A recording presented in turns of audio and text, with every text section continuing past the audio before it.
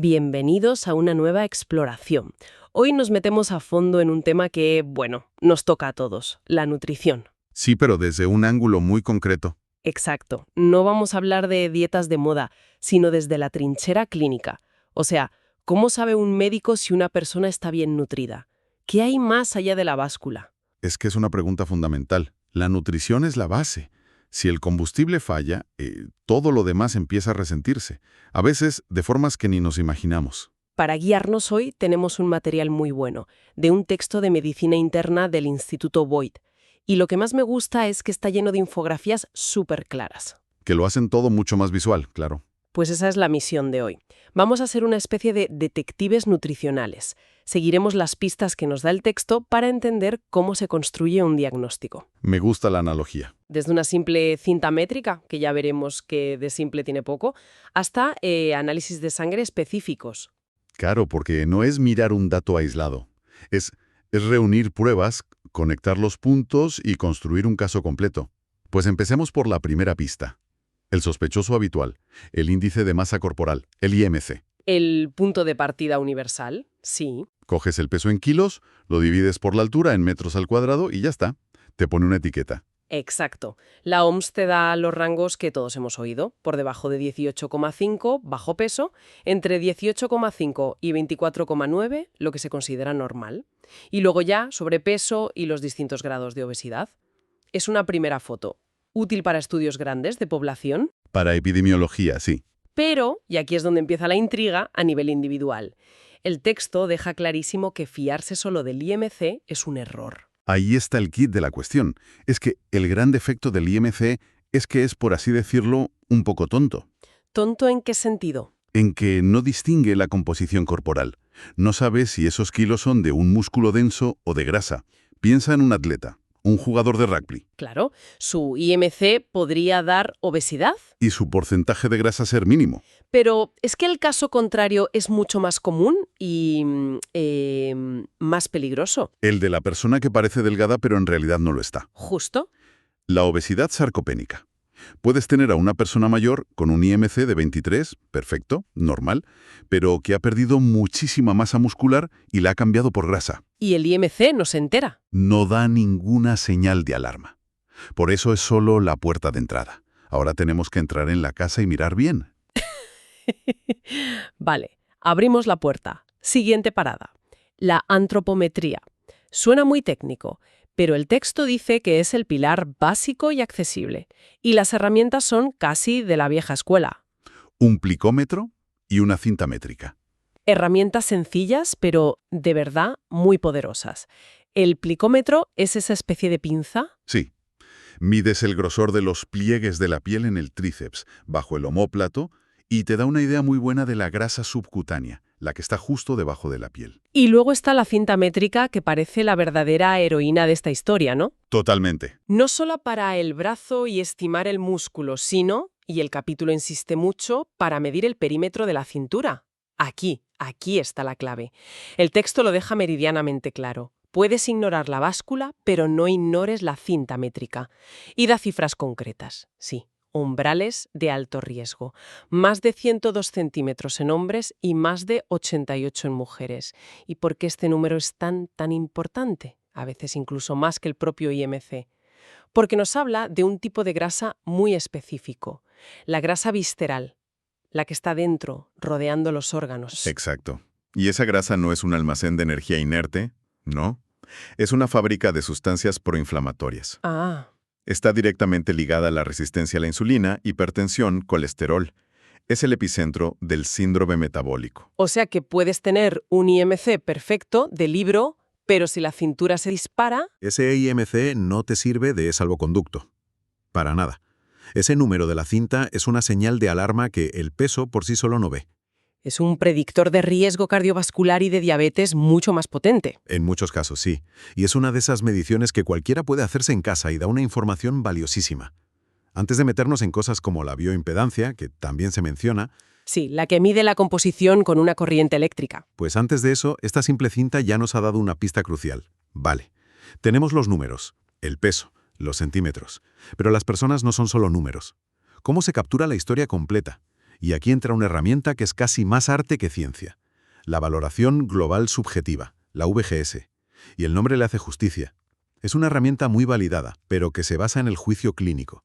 Es rápida, barata, no necesita tecnología. Su poder es que integra la película completa, no una foto fija. Entiendo la lógica, pero me imagino a alguien diciendo que es demasiado subjetivo frente a un análisis de sangre. Es una buena pregunta. Su validez se ha demostrado porque, aunque es subjetiva, está muy estructurada. No es una impresión vaga. Vale. Se basa en responder preguntas muy concretas, en 2 grandes bloques. El primero es la historia del paciente. ¿Y qué se pregunta en esa historia? Pues son 4 pilares. Primero, ha perdido peso últimamente. Y lo más importante, ¿ha sido una pérdida involuntaria? Claro, no es lo mismo. ¿Han cambiado sus hábitos de comida? Menos apetito. Ha pasado de comer platos completos a solo caldos. Tercero, síntomas gastrointestinales persistentes. Náuseas, vómitos. Y cuarto, un punto clave, la capacidad funcional. Si se cansa más, si tienen menos energía. Exacto, le cuesta hacer cosas que antes hacía sin problema. Entiendo. Es como un interrogatorio para ver la tendencia. Y una vez tienes esa historia, pasas al segundo bloque, el examen físico. Y aquí buscas con tus propias manos y ojos. Palpas el tríceps, la zona de las costillas, para ver si se ha perdido grasa. Observas los grandes músculos, el cuádriceps, el deltoides, para ver si hay atrofia, si el músculo está consumido. Y buscas edemas, la hinchazón. Y con todo eso, el interrogatorio y la inspección, el clínico emite un veredicto. Exacto. Un veredicto simple pero potentísimo. A, bien nutrido. B, riesgo o desnutrición moderada. O C, desnutrición grave. Y aquí está la magia, ¿no? Ahí está. Un paciente puede tener un peso estable, pero si te cuenta que apenas come, que no tiene fuerzas y tú palpas pérdida de músculo, la VGS lo va a clasificar como C. Es una red de seguridad que pilla problemas que los números no ven. Ahora sí, una vez que la VGS nos ha puesto en alerta, llega el momento de pedir refuerzos. El laboratorio y las pruebas funcionales. Correcto. Ahora abrimos el capó para ver el motor. Los análisis de sangre nos dan esa visión interna. ¿Qué se pide? Pues cosas como la albúmina y la prealbúmina, que nos hablan del estado de las proteínas. La prealbúmina es muy útil porque cambia muy rápido. Nos dice qué está pasando en los últimos días. Y un hemograma, claro, para buscar anemia. Pero en la lista de pruebas hay un marcador que los autores destacan especialmente. La proteína C reactiva, la PCR. ¿Por qué es tan crucial? Porque es un chivato de la inflamación. Ah, vale. Es la pieza que nos ayuda a resolver el puzzle. Nos dice si estamos ante una simple falta de combustible, poca comida, o si hay un incendio en el cuerpo. Una infección, una cirugía, un cáncer. Y eso lo cambia todo. Claro. Si la PCR está alta, marcadores como la albúmina bajarán por la propia inflamación, no solo por no comer. Nos permite diferenciar una desnutrición por hambre de una desnutrición por enfermedad. Y esta parte me parece fascinante. Pasamos de medir lo que el cuerpo es a medir lo que el cuerpo hace. Has dado en el clavo con la analogía. Es la diferencia entre tener el depósito lleno y saber si el motor arranca. Y aquí la prueba estrella es la dinamometría de mano. Sí, tan simple como darle al paciente un aparato y pedirle que lo apriete con toda su fuerza. Espera un momento. ¿Me estás diciendo que la fuerza con la que alguien aprieta un aparato es un predictor de mortalidad? Sin importar la enfermedad que tenga. Suena a ciencia ficción, pero la evidencia es abrumadora. ¿Y cuál es el mecanismo? Es que la fuerza de presión es un reflejo potentísimo de la masa y la función muscular de todo el cuerpo. Una fuerza baja es un marcador de fragilidad, de sarcopenia. Ya. Y se asocia a estancias hospitalarias más largas, más complicaciones y mayor mortalidad. Por cualquier causa, es una forma rapidísima y barata de medir la reserva fisiológica de una persona. Es de las pruebas con más valor pronóstico que tenemos. Increíble. Bueno, con todo este arsenal, el texto nos lleva a los 2 grandes síndromes, desnutrición y obesidad. Y dentro de ellos, a déficit muy concretos. Sí, y uno de los que más se destaca es el de la vitamina D. Que siempre la asociamos a los huesos. Y con razón, su déficit a nivel óseo es catastrófico. Raquitismo en niños y en adultos, osteomalacia, osteoporosis, las fracturas de cadera. Pero el texto habla de un doble impacto. El otro es el sistema inmunitario. Efectivamente, la vitamina D es un potentísimo inmunomodulador. Es como el director de orquesta del sistema inmune. Si falta, la respuesta a las infecciones se descontrola. O sea, que nos hace más vulnerables. Sí, se ha visto que niveles bajos se asocian a mayor susceptibilidad y peor evolución en infecciones respiratorias, por ejemplo. Luego hay otro apartado que el texto llama el trío de la hematopoiesis: hierro, B12 y folato. Los tres mosqueteros para fabricar glóbulos rojos, y aquí la pista para el detective clínico es muy visual. El tamaño de los glóbulos rojos. Exacto. El laboratorio nos da la pista. Si falta hierro, la fábrica no tiene material, así que los hace pequeños y pálidos. Es la anemia microcítica. ¿Y si falta B12 o folato? Que son necesarios para la maduración, el proceso se atasca y salen a la sangre glóbulos rojos inmaduros y enormes. Es la anemia macrocítica. El tamaño nos orienta directamente a la causa. Y dentro de este trío hay una atención especial para la B12. El texto llega a calificar su déficit de emergencia neurológica. No es una exageración, en absoluto. Aquí el tiempo es oro porque el daño neurológico puede ser irreversible. ¿Y cómo empieza? De forma sutil, hormigueos en manos y pies, parestesias, debilidad, pero si no se trata, puede progresar a una degeneración de la médula espinal. Eso suena gravísimo. Lo es. Problemas para caminar, pérdida de sensibilidad, la alerta clínica es máxima. Y lo preocupante es que las causas son muy comunes, ¿no? Para nada son enfermedades raras. En personas mayores, la malabsorción por problemas de estómago, como la gastritis atrófica, pero también por el uso crónico de fármacos súper comunes. ¿Cómo cuáles? La metformina para la diabetes, los protectores gástricos como el omeprazol, y por supuesto en dietas veganas estrictas si no hay una suplementación adecuada. Claro, porque la B12 solo está en productos de origen animal. Es una carrera contrarreloj. Muy parecido a cómo la falta de vitamina D debilita los huesos en silencio hasta que ya es tarde y hay una fractura. Con todo esto, llegamos al momento de la verdad: integrar las pruebas y emitir el diagnóstico. Me encanta la tabla de síntesis clínica del capítulo, porque es donde todo cobra sentido. Son casos de libro, sí. El primero es el de un adulto mayor, frágil. Mira su IMC y es de 23, normal.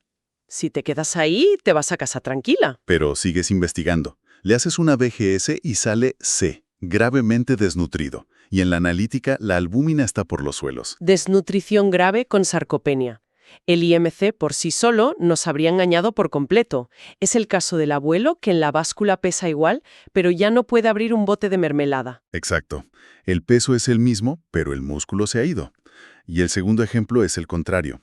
Un paciente con un IMC de 28, en sobrepeso, sedentario. Su VGS parece bien nutrido. Pero sacas la cinta métrica y la cintura mide 110 centímetros. Y en la analítica, la glucosa empieza a subir.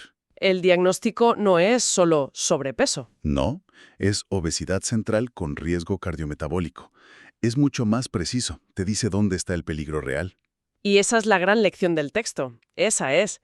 El diagnóstico nutricional es un puzzle.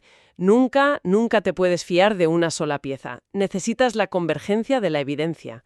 La historia del paciente, la cinta métrica, lo que palpas, los chivatos del laboratorio y la prueba que te dice si el motor funciona. Solo uniendo todas las piezas tienes la imagen completa. Justo. Para resumir nuestra inversión de hoy, hemos visto que la evaluación nutricional es un proceso integral, casi una investigación. Totalmente.